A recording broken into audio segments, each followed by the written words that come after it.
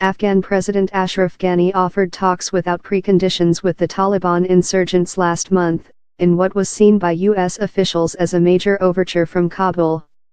The United States has stepped up assistance to the Afghan military and greatly increased airstrikes against the Taliban as part of a regional strategy announced last year, in a bid to break the stalemate and force the insurgents to the negotiating table. Ghani, during a meeting with Mattis, described the new U.S. strategy as a game-changer, allowing Kabul to extend its peace offer to the Taliban without doing so from a position of weakness. It has been a game-changer because it has forced every actor to re-examine their assumptions, Ghani said. Mattis said the goal was to take advantage of Taliban fracturing to peel off insurgents tired of fighting and create a process that could incorporate some Taliban leaders. He said the positive signals had come from small numbers of insurgents.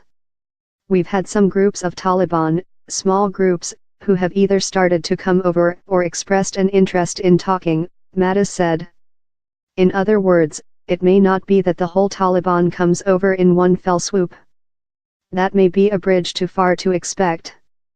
But there are elements of the Taliban clearly interested in talking to the Afghan government, he said. The United States has in the past also expressed hope of peeling off elements of the Taliban, and it was unclear how this new effort might be different.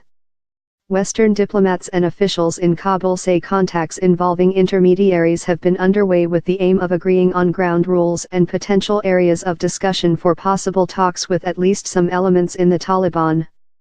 However, the insurgents, who seized a district center in western Afghanistan this week, have given no public sign of accepting Ghani's offer, instead issuing several statements suggesting they intended to keep fighting.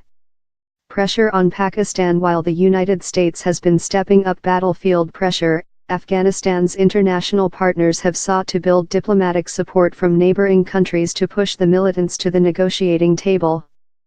U.S. President Donald Trump's administration has also piled pressure on Pakistan to crack down on militant safe havens on its side of the Afghan-Pakistan border.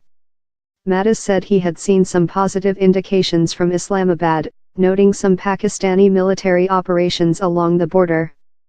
Mattis said the goal was to convince the Taliban that they could not win, which would hopefully push them towards reconciliation. However, Taliban fighters control large parts of the country, the Kabul government itself is deeply divided, and thousands of Afghan soldiers and civilians are killed every year. Uzbekistan is set to host an Afghan peace conference later this month, where participants are expected to call for direct talks between the militant group and Ghani's government. They have offered to talk directly to the United States about a possible peace agreement. Asked whether the United States would be willing to talk directly with the Taliban, Mattis reiterated the U.S. position that the talks should be led by Kabul. We want the Afghans to lead and provide the substance to the reconciliation effort, Mattis said. Outlining his goals for the trip, Mattis said he wanted to get an assessment of both the retooled U.S. war effort as well as the reconciliation efforts. Reconciliation, Mattis said, was almost an equal priority of my interest going in.